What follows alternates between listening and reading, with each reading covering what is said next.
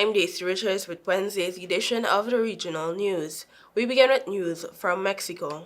Hundreds of Mexican soldiers were mobilized on Tuesday to the border with the United States as part of an agreement that halted U.S. tariffs on Mexican imports under the condition the Latin American country cracks down on fentanyl trafficking. The Mexican troops will be posted to hotspots along the border with high rates of illegal migration and drug and weapons trafficking, including the border states of Baja California, Sonora, and Tamaulipas, said three military and government officials with knowledge of the plan. The plan to eventually deploy 10,000 Mexican soldiers forms part of the deal announced on Monday, under which U.S. President Donald Trump paused his threat of 25% tariffs on Mexican imports. Mexico had vowed to impose retaliatory tariffs. Under the agreement, the United States has also promised to work to stop the flow of high-powered weapons into Mexico from the U.S., Mexican President Claudia Sheinbaum said. Some analysts said the hefty concentration on Mexican troops sent to the border could leave other vulnerable areas of Mexico without adequate security. Quote, "The president had a gun to her head to make such a decision," unquote, said Andres Humano, a researcher at Mexico's Northern Border College. A trade war between Mexico and the U.S. would likely have thrown Mexico into recession, while U.S. consumers would have been hit with higher prices on Mexican imports, including cars and trucks.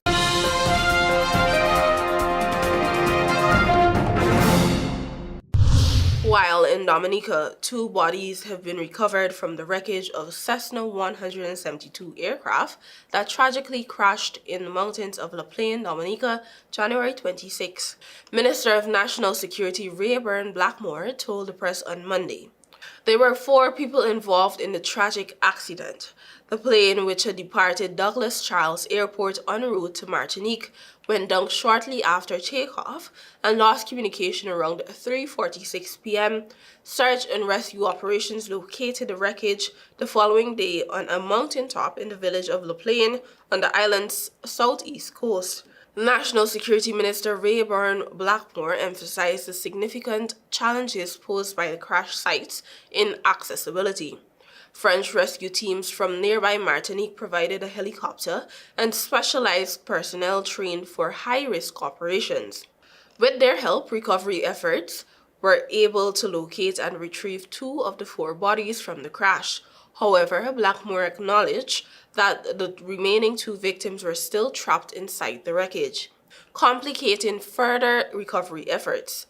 He noted that by Wednesday it had become clear that the existing strategy would need to be adjusted, as retrieving the final bodies was proving extremely difficult given the terrain and the nature of the wreckage.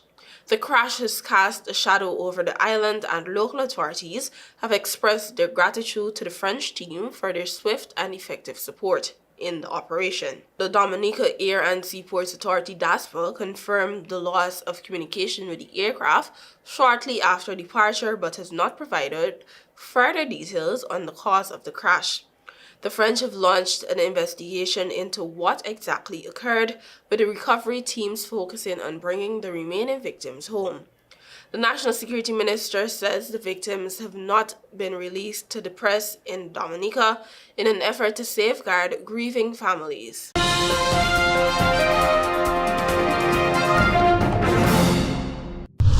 Finally, a 33-year-old man with 8 counts of abetment to importation of dangerous drugs appeared in court on Monday in the Bahamas.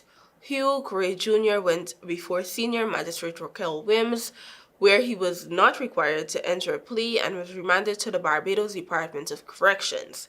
His case was adjourned to April 17, 2025.